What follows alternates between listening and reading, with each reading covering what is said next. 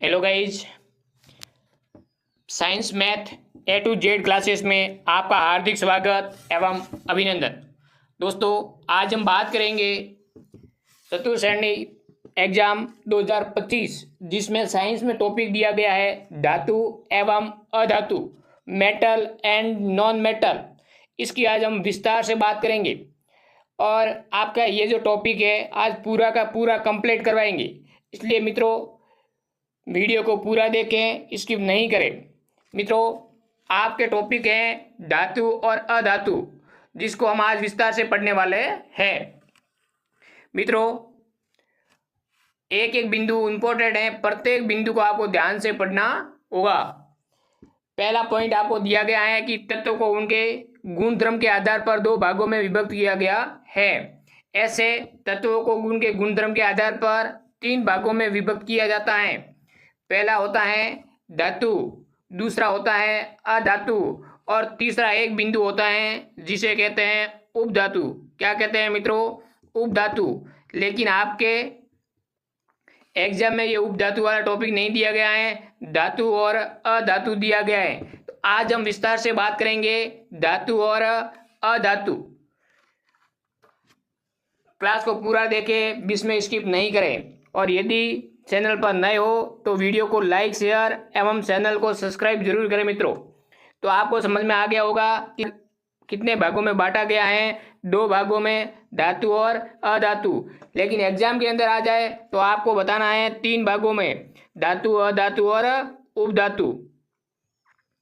अब हम बात करेंगे आगे धातु के गुणधर्म कौन कौन से हैं उनके बारे में, और धातु पढ़ने के बाद में हम पढ़ेंगे अधातु। दोनों को हम एक एक करके पढ़ेंगे आज।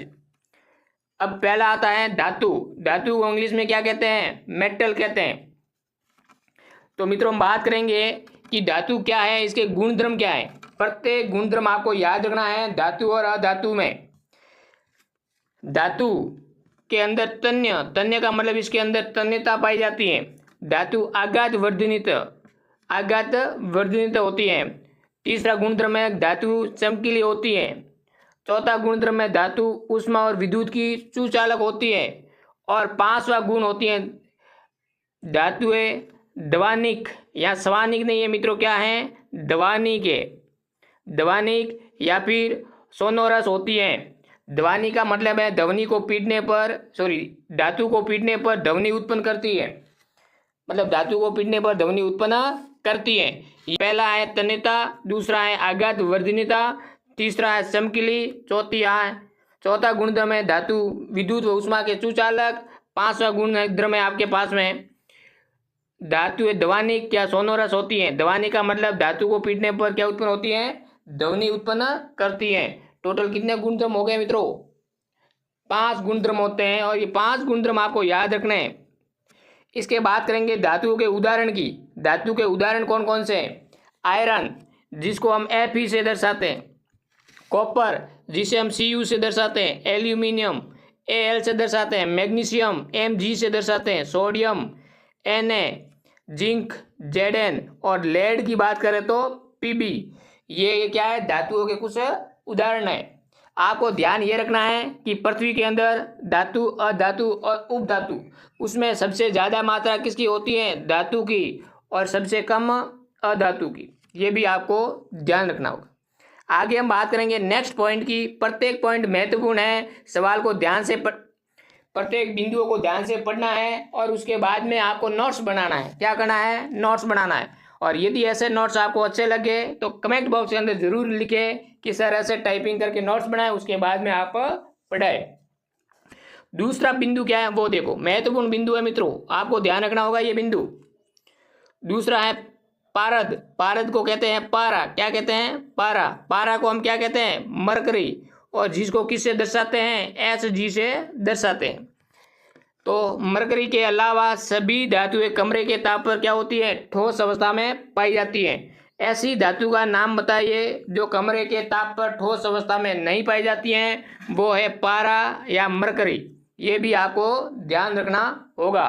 Hg है वो सामान्य तापमान पर क्या होती है? द्रव अवस्था में पाई जाती है। पारा या Hg का उपयोग किसमें किया जाता है? तापमापी में।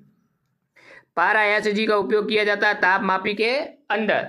अगला बिंदु आपके पास में इस प्रकार है कि धातुएं सामान्यतः कठोर होती हैं। धातुएं सामान्यतः क्या होती हैं? कठोर होती हैं। लेकिन दो धातु हैं जो क्या है? मुलायम है। यदि उनको चाकू से काट दो तो आसानी से कट जाएगी। उन दो धातुओं को क्या करना है? कौन सी धातु है नाम बताना है। तो पहली धातु है सोडियम, दूसरी धातु है पोटेशियम। मित्रों याद कैसे रखोगे वो मैं आपको बता रहा हूँ। सोडियम को Na से दर्शाते हैं और पोटेशियम को K से दर्शाते हैं। दोनों को साथ में पढ़ लो तो नाम क्या आ जाएगा? नाक। इंग्लिश में साथ में पढ़ लो तो क्या आ जाएगा? नाक। इसका मतलब नाक कैसी होती है? मुलायम। तो ऐसी दो धातुओं के नाम बताइए जो कि सामान्यतः मुलायम होती हैं, चाकू से काटने से आराम से कट जाती है। वो है Na और K। Na का मतलब पोटेशियम, Na का मतलब सोडियम, K का मतलब पोटेशियम। याद कैसे रखोगे? नाक मुलायम होती है। नाक क्या होती है? मुलायम।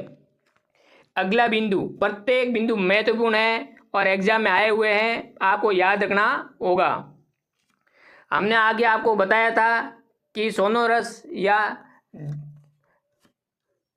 सबसे पहले धातु क्या होती हैं? चमकीली। धातु क्या होती हैं? चमकीली होती हैं। अब चमकीली धातु का गुणधर्म क्या है इसके बारे में बात करेंगे। धात्विक चमक, धातु की सतह पर अपने शुद्ध रूप से चमक होती है। मतलब धातु आप सूर्य के प्रकाश में रखोगे तो वो चमकेगी। ये धातु का क्या है? गुणधर्म। धातु के इस गुणधर्म को क्या कहते हैं? धात्विक चमक कहते हैं। क्या कहते हैं? धात्विक चमक। आपको पता होगा कि जैसे Ag और Au सोना और चांदी प्रकाश में रखेंगे या फिर आप हाथ में लेंगे तो उसमें चमक पाई जाती है। क्या पाई जाती है? चमक। तो आपको ध्यान होना चाहिए कि धातु क्या होती हैं? चमकीली होती है। अगला पॉइंट, प्रत्येक बिंदु महत्वपूर्ण है। एक नोट्स के तरह बना करके मैं आपके सामने लाया हूं। पहला गुणधर्म आपने पढ़ लिया कि धातु क्या होती है? चमकीली। दूसरा गुणधर्म, धातु आघात वर्धनीयता होती है। आघात वर्धनीयता। आघात वर्धनीयता का मतलब क्या है उसको हम अभी पढ़ेंगे। धातुओं को पीट कर पतली चादर के रूप में परिवर्तन किया जा सकता है। कोई भी धातु हो जिसको हम पीटेंगे तो वो धीरे धीरे धीरे चादर के रूप में परिवर्तित हो जाएगी। और इस गुणधर्म को क्या कहते हैं मित्रों? आघात वर्धनीयता कहते हैं। क्या कहते हैं? आघात वर्धनीयता। अब सवाल यह आएगा कि कौन सी धातु की आघात वर्धनीयता सबसे ज्यादा होती है? याद रखना, सोना और चांदी। सुनार क्या करता है? धातु को पीटता है। पीटने के बाद में जिस आकार में परिवर्तन करना है उसको आसानी से उसमें परिवर्तन कर सकता है। तो सोना और चांदी की आघात वर्धनीयता क्या होती है? सबसे अधिक होती है। अगला बिंदु, अगला जो गुणधर्म है वो है तन्यता। तन्यता क्या है वो देखिए। धातुओं को पतले तार के रूप में खींचने की क्षमता को क्या कहते हैं? तन्यता। सबसे ज्यादा तन्यता किसमें होती है? सोने के अंदर होती है। यानी सोने को हम जितना खींच सकते हैं इतना लंबा तार के रूप में परिवर्तित किया जा सकता है। आगे हम बात करेंगे नेक्स्ट गुणधर्म की। प्रत्येक गुणधर्म महत्वपूर्ण है मित्रों, आपको याद रखना होंगे ये गुणधर्म। ध्वनिक। ध्वनिक को क्या कहते हैं? सोनोरस कहते हैं। जो धातु है, यहाँ धातुएं नहीं है, धातु है, टाइपिंग मिस्टेक हुई है मित्रों। जो धातुएं कठोर सतह से टकराने पर आवाज उत्पन्न करती हैं उसे क्या कहते हैं? ध्वनिक या सोनोरस कहते हैं। सोनोरस किससे बना है? साउंड से बना है। किससे बना है? साउंड। और साउंड का मतलब क्या होता है? इस ध्वनि। क्या होता है? ध्वनि। तो जैसे हम कहते हैं कि धातु एक कठोर सतह से टकराती है तो क्या उत्पन्न करती है? आवाज। और इस धातुओं के गुणधर्म को हम क्या कहते हैं? ध्वनि कहते हैं। आगे हमने एक नोट लिख करके आपको बताया है कि सिल्वर और कॉपर उष्मा के अच्छे चालक होते हैं। आपको पता है कि अधिकांश धातुएं नहीं, पूरी धातुएं विद्युत और उष्मा के क्या होते हैं? चालक होते हैं। तो सिल्वर और कॉपर उष्मा के सबसे अच्छे चालक होते हैं। उष्मा के अच्छे चालक कौन से हैं? सिल्वर और कॉपर। हम सिल्वर का तो विद्युत तार के अंदर उपयोग कर नहीं सकते हैं तो किसका करते हैं? कॉपर का। ये भी आपको ध्यान रखना है। लेकिन महत्वपूर्ण है, ध्यान रखना है, ऐसी दो धातुओं के नाम बताइए जो उष्मा का क्या करती हैं? चालन नहीं करती हैं, कुचालक है। वो है लेड और मरकरी। उष्मा के क्या है? कुचालक है। याद रखना, Pb+Hg ये उष्मा की कुचालक धातुएं है। मोस्ट इंपोर्टेंट है, नोट लिख करके बताया है, आपको ध्यान रखना है। सबसे ज्यादा उष्मा की चालक धातुएं चांदी और कॉपर। सिल्वर महंगा होने के कारण हम तार में कौन सा यूज करते हैं? कॉपर का। लेकिन कुचालक धातुएं कौन सी हैं? उष्मा की। विद्युत की बात नहीं कर रहा है। तो हम ध्यान रखना है कि लेड और मरकरी उष्मा की क्या है? कुचालक धातुएं हैं। अगला गुणधर्म इस प्रकार है। प्रत्येक गुणधर्म महत्वपूर्ण है, आपको ध्यान रखना होगा। धातुएं विद्युत धनात्मक तत्व होती हैं क्योंकि यह धातु को इलेक्ट्रॉन देकर के स्वयं क्या बन जाती है? धनायन बन जाती हैं। कैसे? वो देखो, हमारे पास एक तो धातु है सोडियम, दूसरी धातु है क्लोरीन। सोडियम क्या करेगा? इलेक्ट्रॉन को त्यागेगा, इलेक्ट्रॉन त्याग करके अष्टक पूर्ण कर लेगा, एक इलेक्ट्रॉन त्याग दिया, ये इलेक्ट्रॉन क्लोरीन ग्रहण कर लेगा अधातु, और ये किस में बदल जाएगा? Cl- में। तो धातुएं धनात्मक तत्व होती हैं, मतलब इलेक्ट्रॉन को त्यागा और किस में बदल गई? धनायन के अंदर। लेकिन अधातु क्या करती हैं? इलेक्ट्रॉन को ग्रहण करती हैं और ऋणायन में बदल जाती है। यह भी महत्वपूर्ण आपको ध्यान रखना होगा। अगला बिंदु, क्षारीय धातु जैसे पोटेशियम, सोडियम, लिथियम इतनी मुलायम होती हैं कि इसे चाकू से भी काटा जा सकता है। याद कैसे रख दो? मुलायम धातु, मुलायम क्या होता है? नाक, सोडियम और पोटेशियम, साथ में लिथियम जोड़ दो, कोई समस्या नहीं। आगे हम बात करेंगे अगले बिंदु की। प्रत्येक बिंदु महत्वपूर्ण है मित्रों, ध्यान से पढ़ना होगा। अगला बिंदु है कि धातुओं के गलनांक और कवचनांक क्या होते हैं? उच्च होते हैं। ध्यान रखना, धातुओं के गलनांक और कवचनांक क्या होते हैं? उच्च होते हैं। लेकिन अपवाद के स्वरूप देखने को मिलता है, गैलियम और सीजियम के गलनांक क्या होते हैं? बहुत कम होते हैं। दो धातु यहाँ कही गई हैं, गैलियम और सीजियम। दोनों धातु के गलनांक और कवचनांक क्या होते हैं? कम होते हैं। ये आपको ध्यान रखना होगा। कौन सी दो धातु के गलनांक और कवचनांक कम होते हैं? सामान्यतः देखा जाए तो धातुओं के गलनांक और कवचनांक क्या होते हैं? उच्च होते हैं। लेकिन दो धातुओं के नाम बताइए जिसके गलनांक और कवचनांक क्या होते हैं? कम होते हैं। वो दो धातु है सीजियम और गैलियम। सीजियम और गैलियम, ये भी आपको ध्यान रखना होगा। आगे हम बात करेंगे अधातु के। हम धातु पूरा पढ़ लिया है, टोटल कितने बिंदु पढ़े हमने? 10। अब हम बात करेंगे अधातु की। अधातु के प्रत्येक गुणधर्म महत्वपूर्ण है, आपको ध्यान रखना होगा। और इसके गुणधर्म है वो धातु से क्या है? ऑपोजिट, विलोम है। कैसे हैं वो देखते हैं। अधातु, अधातुओं के गुण धातुओं के क्या हैं? विपरीत हैं, ऑपोजिट है। ये न तो आघात वर्धनीयता और न ही तन्यता है। यानी कोई भी अधातु है उसमें ये दो गुणधर्म बिल्कुल नहीं पाए जाते हैं। आघात वर्धनीयता नहीं होती है, तन्यता बिल्कुल नहीं होती है। यदि हम पीटेंगे तो वो चादर के रूप में परिवर्तित नहीं होगी और नई तार के रूप में परिवर्तित कर सकते हैं। वो क्या होती है? भंगुर होती है। जैसे ही पीटोगे तो छोटे छोटे टुकड़ों में बदल जाएगी। आगे हम बात करेंगे अधातु के नेक्स्ट गुणधर्म की। ग्रेफाइट के अलावा सभी अधातु उष्मा व विद्युत की क्या है? कुचालक। सवाल ये नहीं आएगा कि धातु कुचालक है या अधातु कुचालक है। सवाल ये आएगा कि ऐसी अधातु का नाम बताइए जो विद्युत व उष्मा के चालक हैं। वो कौन सा है? ग्रेफाइट। ग्रेफाइट किसका अपर रूप है? कार्बन का। किसका अपर रूप है? कार्बन का। तो कार्बन का उस अपर रूप का नाम बताइए जो कि विद्युत का क्या है? चूचालक, उष्मा का भी क्या है? चूचालक। वो है ग्रेफाइट। ये भी आपको ध्यान रखना होगा। तो ग्रेफाइट के अलावा सभी अधातु उष्मा व विद्युत के क्या होती है? कुचालक। लेकिन ग्रेफाइट विद्युत का क्या है? चूचालक। अगला बिंदु ध्यान रखना है आपको कि अधातुएं विद्युत ऋणात्मक तत्व है। विद्युत ऋणात्मक तत्व है क्योंकि ये धातुओं के साथ अभिक्रिया करके इलेक्ट्रॉन ग्रहण करके क्या बनाती हैं? ऋणायन बनाती हैं। आपको मैंने बताया कि सोडियम है वो किस में बदल जाएगा? इलेक्ट्रॉन छोड़ करके सोडियम प्लस धनायन में। ये जो इलेक्ट्रॉन त्यागा है ये इलेक्ट्रॉन कौन ग्रहण करेगा? अधातु। और अधातु इलेक्ट्रॉन ग्रहण करके किस में बदल जाएगा? क्लोरीन आयन, मतलब ऋणायन आयन में बदल जाएगा। ये भी आपको ध्यान रखना होगा। अगला गुणधर्म इस प्रकार है। यदि चैनल पर नए हो तो वीडियो को लाइक शेयर सब्सक्राइब जरूर करें मित्रों। प्रत्येक जो पॉइंट है वो महत्वपूर्ण है, आपको ध्यान से पढ़ना होगा।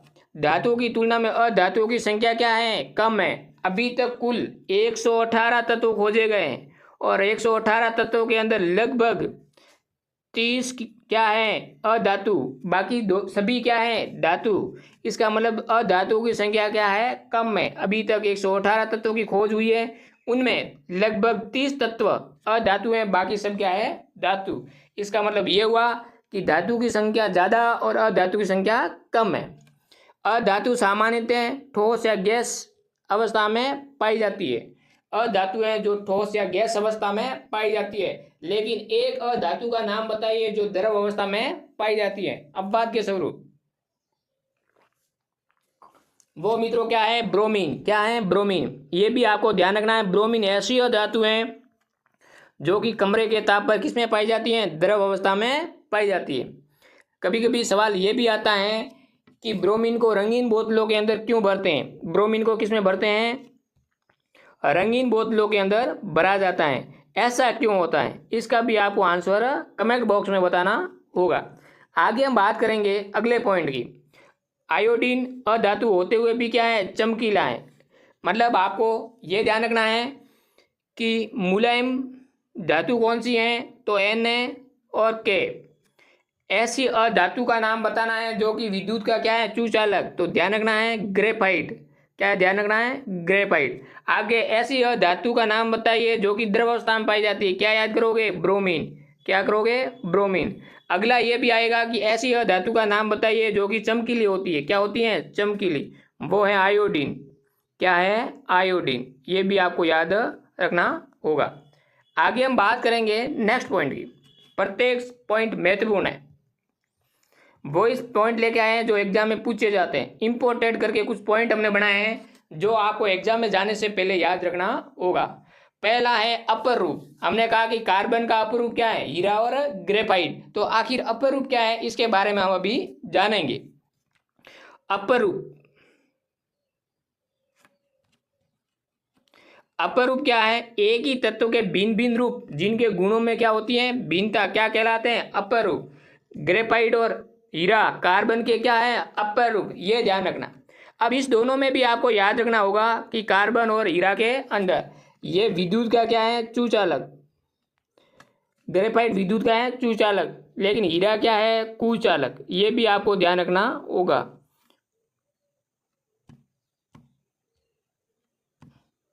आगे आपको ध्यान रखना होगा कि हीरा इसमें परतीय संरचना पाई जाती है, एक दूसरे परत में होती हैं जैसे कि, लेकिन इसकी संरचना क्या होती है चतुष्फलकीय। क्या होती है चतुष्फलकीय संरचना होती है।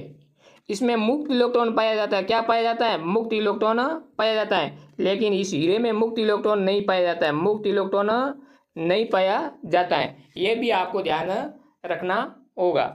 ये विद्युत का क्या है चूचालक, लेकिन हीरा क्या है कुचालक। आगे हम बात करेंगे नेक्स्ट पॉइंट की।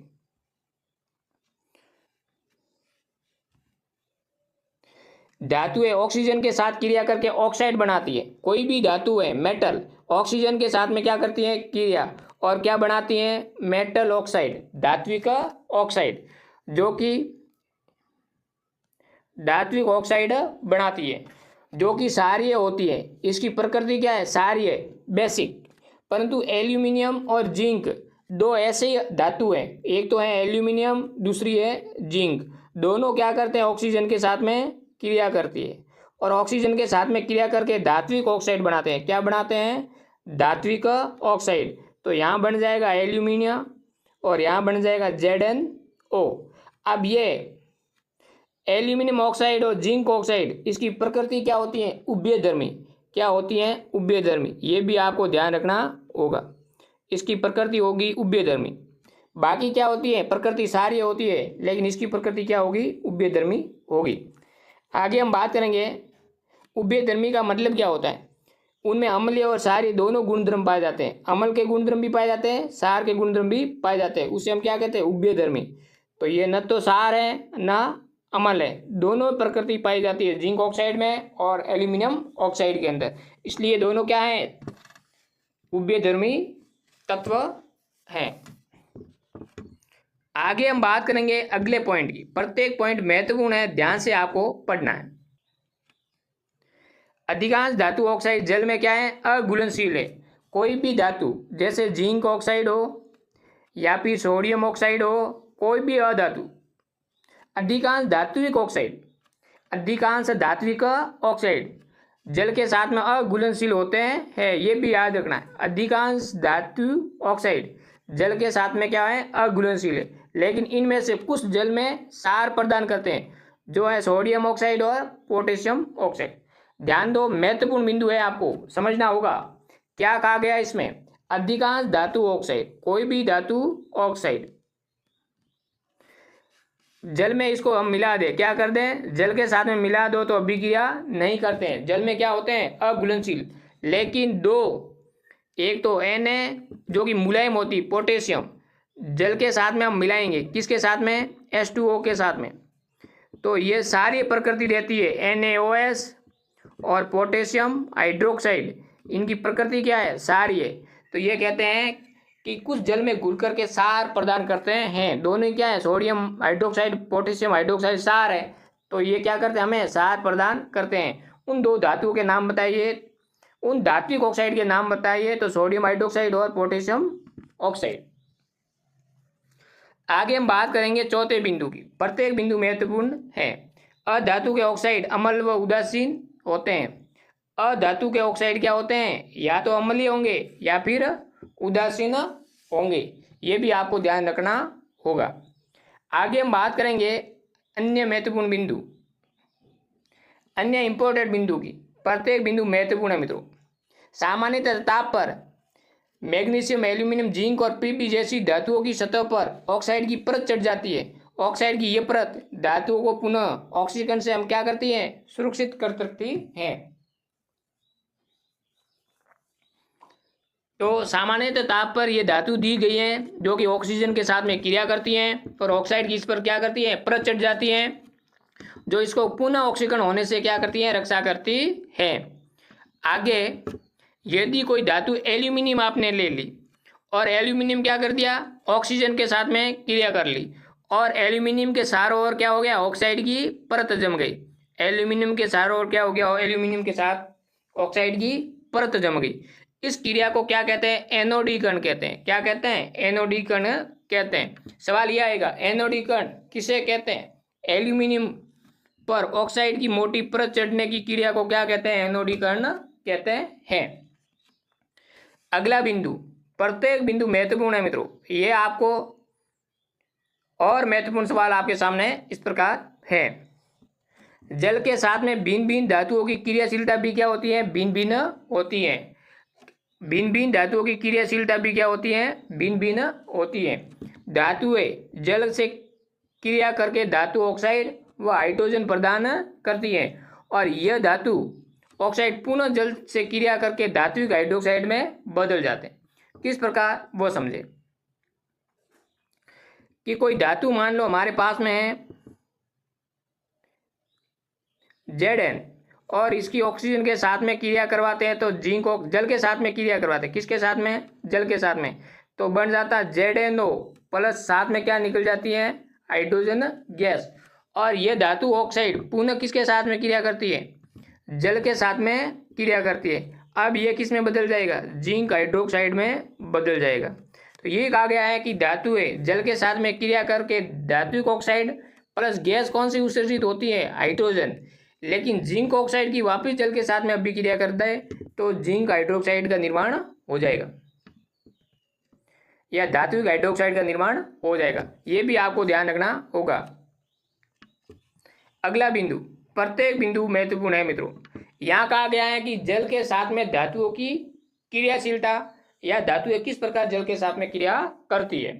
पहला बिंदु महत्वपूर्ण है, ध्यान रखना होगा। पोटेशियम सोडियम धातु ठंडे जल से क्रिया करती है। सवाल यह आएगा, ऐसी धातु के नाम बताइए जो कि ठंडे जल के साथ में क्रिया करती है। ठंडे जल के साथ में स्नान करती है को नाक, तो सोडियम और पोटेशियम ठंडे जल के साथ में क्रिया करती है, ये भी आपको ध्यान रखना होगा। कैल्शियम और मैग्नीशियम ये सारी धातु है और ये सारी मर्दा धातु है। कैल्शियम और मैग्नीशियम गर्म जल के साथ में क्रिया करती हैं। दूसरे वर्ग की जो धातु हैं वह गर्म जल के साथ में क्रिया करती हैं। मतलब यह सारी धातु और यह सारी मर्दा धातु क्षारीय मृदा धातु। तो आपको पहला पॉइंट है कि ठंडे जल के साथ में क्रिया करने वाली धातु पोटेशियम और सोडियम। गर्म जल से क्रिया करने वाली धातु कैल्शियम और मैग्नीशियम। और जल वाष्प के साथ में क्रिया करने वाली धातु एल्यूमिनियम, आयरन और जेड जिंक। ये आपको ध्यान रखना होगा। एल्यूमिनियम है, आयरन है, जिंक है, ये जल वाष्प के साथ में क्रिया करती है। लेकिन पीबी, कॉपर, सिल्वर और गोल्ड ये जल के साथ में क्रिया नहीं करती है। ये भी आपको ध्यान रखना होगा। जल के साथ में कौन सी धातु क्रिया नहीं करती हैं, तो आपको ध्यान रखना होगा लेड, कॉपर, सिल्वर और गोल्ड जल के साथ में क्रिया नहीं करती है। सवाल यह आएगा कि Hg की क्रिया जल के साथ में करवाते हैं तो उत्पाद क्या बनेगा? कुछ उत्पाद प्राप्त नहीं होगा, क्योंकि सिल्वर है वो जल के साथ में क्रिया नहीं करती है। अगले हम बात करेंगे नेक्स्ट पॉइंट की।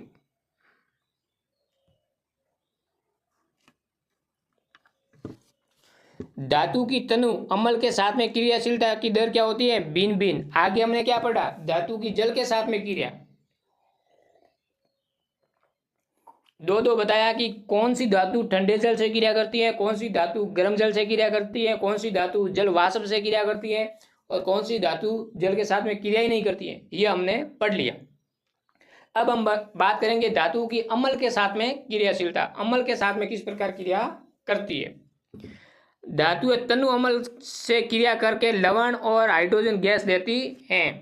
और धातु की क्रियाशीलता का क्रम दे रखा, आपको ध्यान रखना। ये क्रम आपको ध्यान रखना है। मैग्नीशियम की क्रियाशीलता ज़्यादा, उसके बाद में एल्यूमिनियम की, उसके बाद में जिंक की, उसके बाद में आयरन की। ये चारों क्रियाशीलता का क्रम आपको याद रखना होगा। तो तनु अम्ल के साथ में क्रिया करके कौन सी गैस देती है? धातु हाइड्रोजन गैस। यहाँ हम समझ लेते हैं किस प्रकार ये क्रिया करती है। हमारे पास में धातु है सोडियम, उसकी हमने तनु HCl हाइड्रोक्लोरिक अम्ल के साथ में क्या करवा दी? क्रिया करवा दी। तो हमारे पास में उत्पाद जो बना है वो आएगा NaCl, सोडियम क्लोराइड। और साथ में क्या बनेगा? हाइड्रोजन गैस निकलेगी। कौन सी गैस निकलेगी? Hydrogen gas. तो धातु अम्ल के साथ में क्रिया करके क्या बनाती है? लवण, साल्ट, और साथ में गैस कौन सी निकलती है? हाइड्रोजन। ये आपको समझ में आ गया होगा। आगे हम बात करेंगे नेक्स्ट पॉइंट की। एक्वारेजिया क्या है? ये एक्वारेजिया है क्या? ये लैटिन शब्द है जो कहाँ से लिया गया है? रॉयल जल से लिया गया है। ये 3:1 में सांद्र हाइड्रोक्लोरिक अम्ल, मतलब 3 अनुपात में आपको लेना हाइड्रोक्लोरिक अम्ल HCl प्लस 1 अनुपात में आपको लेना है नाइट्रिक अम्ल HNO3 का मिश्रण है। और ये गोल्ड और प्लेटिनम को गलाने में समर्थ है। ये भी आपको ध्यान रखना है।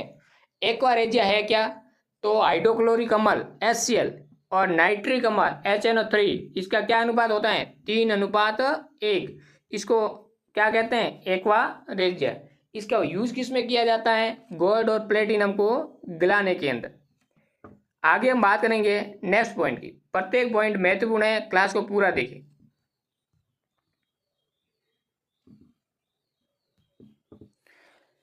सक्रियता श्रेणी क्या होती है वो देखो। जब धातु की क्रियाशीलता के अवरोही क्रम में व्यवस्थित किया जाता है तो प्राप्त सूची को सक्रियता श्रेणी कहते हैं। धातुओं की अभिक्रियाशीलता का अवरोही क्रम इस प्रकार है।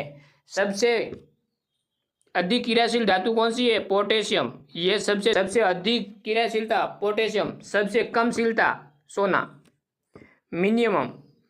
तो सबसे ज्यादा क्रियाशीलता पोटेशियम धातु, सबसे कम क्रियाशीलता सोना Au। इसका क्रम आपको याद रखना होगा ताकि आपको समझ में आ जाएगा कौन सी धातु किस धातु को अपने विलयन से विस्थापित कर सकती है। पहले सोडियम, पोटेशियम के बाद में sodium, calcium, magnesium, aluminium, zinc, iron, lead, hydrogen, copper, mercury Hg और सिल्वर Ag और सोना Au। ये आपको क्रम याद रखना है। इंपॉर्टेंट एग्जाम में आएगा इस क्रम के बारे में सवाल। अगला बिंदु, प्रत्येक बिंदु महत्वपूर्ण है मित्रों, ध्यान से याद रखना है। सक्रियता श्रेणी में हाइड्रोजन के ऊपर स्थित धातु है तनु अम्ल से हाइड्रोजन को क्या कर देती हैं, विस्थापित। और जैसे जिंक है, आयरन है, लेड है, मैग्नीशियम, ये क्या करेगा, तनु अम्ल के साथ में क्रिया करेगा और वहां से क्या विस्थापित कर देगा, हाइड्रोजन गैस को विस्थापित कर देगा। आगे अधातु तनु अम्लों में से हाइड्रोजन को विस्थापित नहीं करते हैं, ये हाइड्रोजन के साथ अभिक्रिया करके क्या देते हैं, हाइड्राइड देते हैं। ये भी आपको ध्यान रखना होगा। तो ध्यान ये रखना है कि धातु जो तनु अम्ल के साथ में क्रिया करके कौन सी गैस देते हैं, हाइड्रोजन गैस देते हैं, वो भी सक्रियता श्रेणी में हाइड्रोजन के ऊपर वाली धातु है।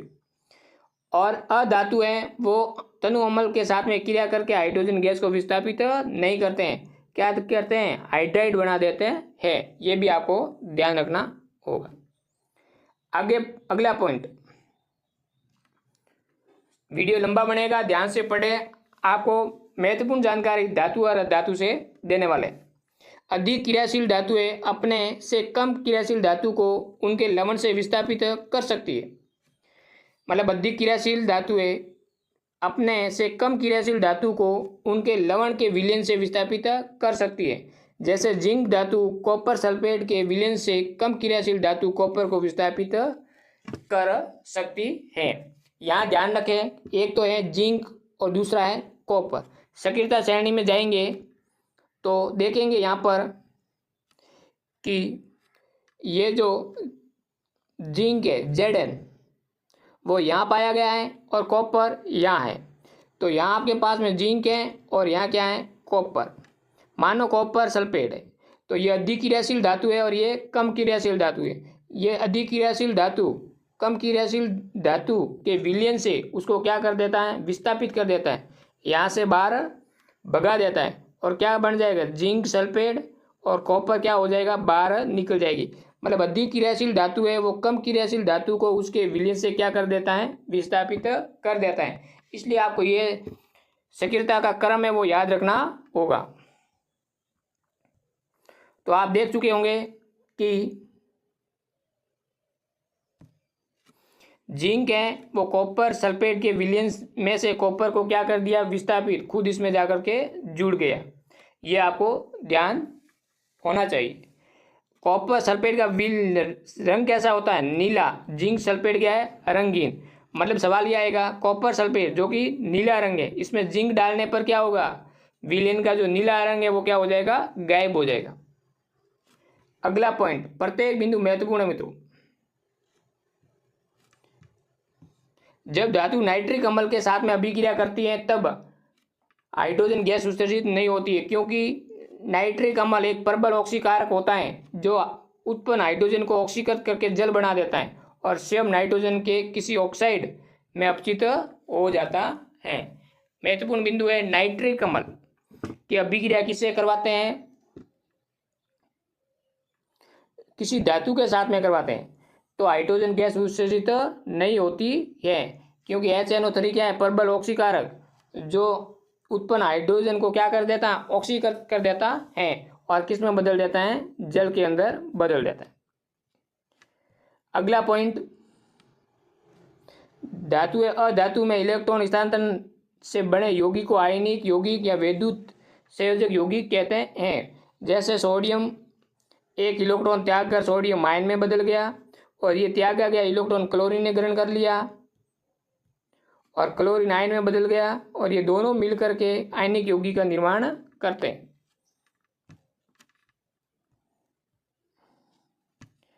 आयनिक यौगिक कैसे होते हैं, ठोस होते हैं, कठोर होते हैं और भंगुर होते हैं। इसके गलनांक और कवचनांक क्या होते हैं, उच्च होते हैं। सबसे ज्यादा गलनांक और कवचनांक किसका होता है, आयनिक यौगिकों का होता है। आयनिक यौगिक जल में घुलनशील लेकिन केरोसिन पेंट्रो आदि विलायकों में क्या होते हैं, अविलेय होते हैं। कार्बनिक विलायकों में क्या होता है, अविलेय होता है, जल के अंदर घुलनशील होता है। अगला बिंदु, आयनिक यौगिक गलित अवस्था तथा विलयन अवस्था में विद्युत का क्या है, चालन करती है, किंतु ठोस अवस्था में स्वतंत्र आयनों की अनुपस्थिति में क्या होता है, कुचालक होता है। ये भी आपको ध्यान रखना होगा। यदि आपको सोडियम क्लोराइड ठोस अवस्था में दे दिया जाए तो इससे विद्युत का चालन नहीं करेगा, और सोडियम क्लोराइड लिक्विड अवस्था में, द्रव अवस्था में दे दिया, एक्वस में दे दिया, तो ये विद्युत का क्या करेगा, चालन करेगा। इसमें मुक्त आयन नहीं है, इसके अंदर मुक्त आयन उपस्थित है। प्रकृति में धातुएं स्वतंत्र अवस्था या अपने यौगिक अवस्था के रूप में पाई जाती हैं। अधिकांश धातु यौगिक अवस्था में उपस्थित होती है, लेकिन कुछ धातु क्या होती है, मुक्त अवस्था में पाई जाती है। मुक्त अवस्था में पाई जाने वाली धातु सिल्वर, सोना, ये आपको ध्यान रखना होगा। आगे हम बात करेंगे नेक्स्ट पॉइंट की, खनिज क्या होता है, ये भी ध्यान रखना। खनिज क्या होता है, पृथ्वी की भूप्रपट्टी में प्राकृतिक रूप से पाए जाने वाले तत्व या यौगिक को क्या कहते हैं, खनिज कहते हैं। खनिज का मतलब जमीन को खोद कर निकालने वाले पदार्थ को हम क्या कहते हैं, खनिज कहते हैं। खनिज के बाद में आता है एस और एस किसे कहते हैं, वे खनिज जिसमें विशेष रूप से कोई धातु काफ़ी मात्रा में होती है और जिससे धातु निकालना आसान हो, आर्थिक रूप से लाभकारी होता है, उसे क्या कहते हैं, ऐसे कहते हैं। ऐसे खनिज जिसमें धातु काफ़ी मात्रा में उपस्थित हो, जिसे निकाला जा सकता है और आर्थिक कार्य से भी हमें क्या हो, लाभकारी हो, ऐसे खनिज को हम क्या कहते हैं, एस कहते हैं। ये भी आपको ध्यान रखना होगा। आगे धातु क्रम, ऐसे से धातु निष्कर्षण तथा इसका परिष्करण कर उपयोगी बनाने के प्रक्रम को क्या कहते हैं, धातु क्रम। हमने क्या किया, जमीन से खोदकर निकालने वाले पदार्थों को क्या कहते हैं, खनिज।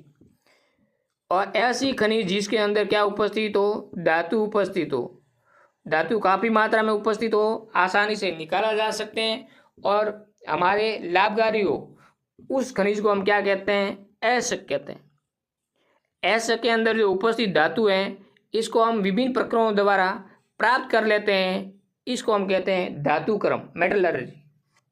धातु क्रम या मेटलर्जी, ये भी आपको ध्यान रखना होगा। नोट करके लिखा हुआ है आपके पास में, सोना, सिल्वर यानी चांदी, प्लेटिनम, कॉपर स्वतंत्र अवस्था में पाई जाने वाली धातु है। 4 धातुओं के नाम लिखना है, सोना है, चांदी है, प्लेटिनम और कॉपर, तांबा। ये कौन सी अवस्था में पाए जाते हैं, मुक्त अवस्था में पाए जाते हैं। कॉपर तांबा के तार, प्लेटिनम के तार, और ये दोनों गहनों में यूज आती है। अगला बिंदु, पृथ्वी से खनिज एस्को में मिट्टी व रेत आदि जैसी अशुद्धियां पाई जाती, जिसे क्या कहते हैं, गैंग कहते हैं। मतलब हम खनिज में क्या होती, धातु उपस्थित होती, उसको एस कहते हैं। एस के अंदर अशुद्धियां पाई जाती, जैसे मिट्टी के कण हैं, कंकड़ पत्थर हैं, पत्तियां हैं, इसको हम क्या कहते हैं, गैंग कहते हैं। क्या कहते हैं, गैंग। तो मिट्टी, रेत आदि अशुद्धियां पाई जाती है, जिसे क्या कहते हैं, गैंग कहते हैं। ये भी आपको ध्यान रखना होगा। अगला 24वां पॉइंट, एस का सांद्रण, एस से मिट्टी, रेत, गैंग को हटाना, एस का सांद्रण कहते हैं।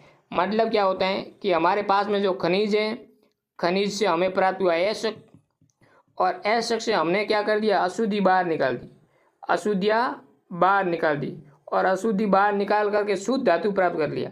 क्या प्राप्त कर लिया, शुद्ध धातु। उससे हम क्या कहते हैं, धातु का सांद्रण कहते हैं। एस्को का क्या कहते हैं, सांद्रण कहते हैं। तो आपको ध्यान रखना होगा कि एस का सांद्रण क्या है, एस से गैंग को हटाने की प्रक्रिया सांद्रण कहलाती है। आगे अगला पॉइंट है महत्वपूर्ण बिंदु, निस्तापन किसे कहते हैं। एक तो होता है भर्जन और एक होता है निस्तापन। ये भी आपको याद रखना होगा।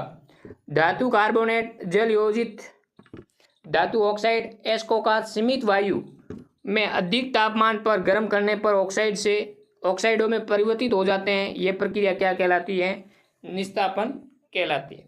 एक होता है भर्जन और एक होता है निस्तापन। निस्तापन से याद रखें नहीं, निस्तापन से याद रखें नहीं क्या, वायु।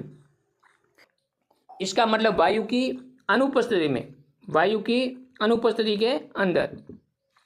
नी से याद रखें नहीं का मतलब वायु, और वायु की अब्सेंट में जो प्रक्रम हम करते हैं उसे क्या कहते हैं, निस्तापन।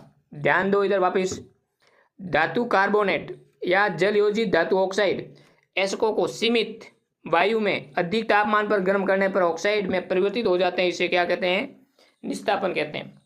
जिंक कार्बोनेट को गर्म करते हैं। यहाँ पर वायु आपको नहीं दी गई है, वायु अब्सेंट है। गर्म करने पर जिंक ऑक्साइड और कार्बन डाइऑक्साइड गैस बाहर निकल गई। इस प्रक्रिया को हम क्या कहते हैं? निस्तापन कहते हैं। अगला है वर्जन। ध्यान दे इधर, धातु सल्फाइड एसिड को वायु की उपस्थिति में या वायु की उपस्थिति में कहा गया है, अधिक तापमान पर गर्म करने पर धातु ऑक्साइड में बदल जाती है। इस प्रक्रिया को क्या कहते हैं? वर्जन कहते हैं। मतलब जिंक सल्फेट ऑक्सीजन के साथ में क्रिया करवाते हैं वायु की उपस्थिति में, तो जिंक ऑक्साइड और सल्फर डाइऑक्साइड हमें प्राप्त होता है। इस प्रक्रिया को हम क्या कहते हैं? निस्तापन कहते हैं। वायु की उपस्थिति में है तो निस्तापन, वायु की अनुपस्थिति में है तो निस्तापन, और वायु की उपस्थिति में है तो वर्जन।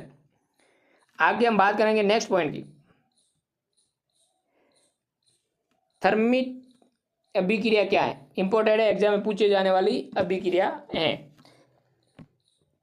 आयरन ऑक्साइड की अभिक्रिया एल्यूमिनियम धातु से करवाने पर अत्यधिक मात्रा में ऊष्मा उत्पन्न होती है। अत्यधिक मात्रा में क्या होती है? ऊष्मा उत्पन्न होती है, जिससे धातुएं गलित अवस्था में आ जाती हैं।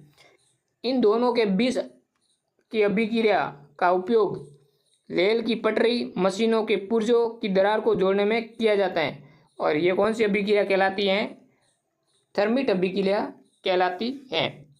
आयरन ऑक्साइड की अभिक्रिया एल्यूमिनियम के साथ में करवाते हैं तो अधिक मात्रा में क्या होती है? ऊष्मा। और ऊष्मा के कारण जो भी उत्पाद प्राप्त होते हैं वो किस अवस्था में होते हैं? गलित अवस्था में। और इसका उपयोग करते हैं रेल पटरियों या मशीन पुर्जों की दरारों को जोड़ने में। इस प्रकार की अभिक्रिया को कहते हैं थर्मिक अभिक्रिया कहते हैं। अगला बिंदु, प्रत्येक बिंदु महत्वपूर्ण है मित्रों, ध्यान से आपको पढ़ना होगा।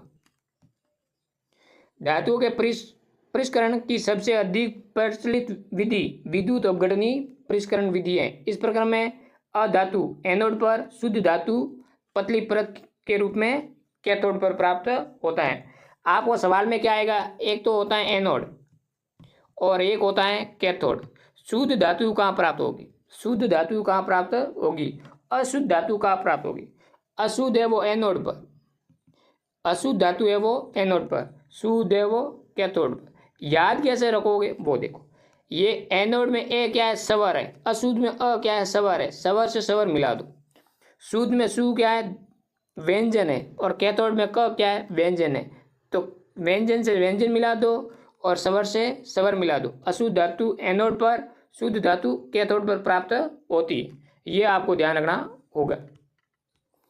एनोड पंख किसे कहते हैं वो देखो। विद्युत अपघटन से जब धारा प्रवाहित की जाती है तब एनोड पर स्थित अशुद्ध, एनोड पर क्या होता है? अशुद्ध धातु विद्युत अपघटन में घुल जाती है। इतनी ही मात्रा में शुद्ध धातु विद्युत अपघटन से कैथोड पर निक्षेपित हो जाती है। विलयन अशुद्धियों, विलयन के जो अशुद्धियाँ हैं वो विलयन में चली जाती है और अविलय अशुद्धियाँ एनोड तल पर निक्षेपित हो जाती है, जिसे क्या कहते हैं? एनोड पंख कहते हैं। ये आपको ध्यान रखना होगा। इसको हम समझ लेते हैं कि एनोड पंख किसे कहते हैं। होता क्या है कि ये आपके पास एक एनोड है और एक कैथोड है। आपके पास में ये क्या है? विलयन है। ये एनोड है वो अशुद्ध है और ये क्या है? शुद्ध है। जैसे विद्युत धारा प्रवाहित करते हैं तो यहाँ से अशुद्धि गल के नीचे आती है और इसमें से धातु तो कैथोड पर क्या हो जाती है? जमा हो जाती है। और जो अशुद्धियाँ है बाकी वाली वो यहाँ जम करके नीचे तली के अंदर बैठ जाती है, एनोड के नीचे। इस एनोड के नीचे अशुद्धियाँ का जमा होना क्या कहलाता है? एनोड पंख कहलाता है। अगला पॉइंट, मिश्र धातु। दो या दो से अधिक धातुओं अथवा एक धातु एक अधातु के समांगी मिश्रण को क्या कहते हैं? मिश्र धातु कहते हैं। मिश्रण में दो या दो से अधिक धातु या धातु और अधातु के समांगी मिश्रण को क्या कहते हैं? मिश्र धातु कहते हैं। जैसे पीतल और तांबा जस्ता, मतलब आपके पास में क्या है? पीतल है। कौन सी दो धातु का मिश्रण धातु है? कॉपर और जेड एंड जिंक। ये ध्यान रखना, पीतल के अंदर तांबा और जस्ता। यदि आपके पास कांचा है, कांचा कौन सी धातु का मिश्रण है? पहला तो कॉपर और टिन, एसन। फिर सोल्डर सीसा और टिन का मिश्रण। अमलगम किन्हीं अन्य धातु की पारा से क्रिया करके बनी मिश्र धातु है। यह आपको ध्यान रखना होगा। पित्तल किसका मिश्रण है? कांसा किसका मिश्रण है? सोल्डर सीसा और टिन इसका मिश्रण है। और अमलगम उसमें कम से कम एक धातु क्या होनी चाहिए? ये पारा Hg होनी चाहिए। अगला पॉइंट, शुद्ध सोना है वो 24 कैरेट का होता है। शुद्ध सोना 24 कैरेट का होता है और ये काफी गर्म होता है, इसलिए आभूषण बनाने के लिए यह प्रयुक्त नहीं किया जा सकता है। इसे कठोर बनाने के लिए चांदी और तांबा मिलाया जाता है। तो आपको ध्यान रखना होगा कि शुद्ध सोना 24 कैरेट का होता है, लेकिन हमारे जो आभूषण है वो 24 कैरेट उसमें यूज नहीं करते हैं। क्यों नहीं करते हैं? क्योंकि काफ़ी गर्म होता है और इसको कठोर बनाने के लिए चांदी और तांबा मिलाया जाता है। संक्षारण का मतलब क्या होता है? लंबे समय तक आर्द्र वायु के संपर्क में रखने से कुछ धातुओं की सतह संक्षारित हो जाती है, जंग लग जाता है, इसको कहते हैं संक्षारण। लोहे पर जंग लगना, चांदी के ऊपर काली परत चढ़ना, तांबे के ऊपर हरी परत चढ़ना।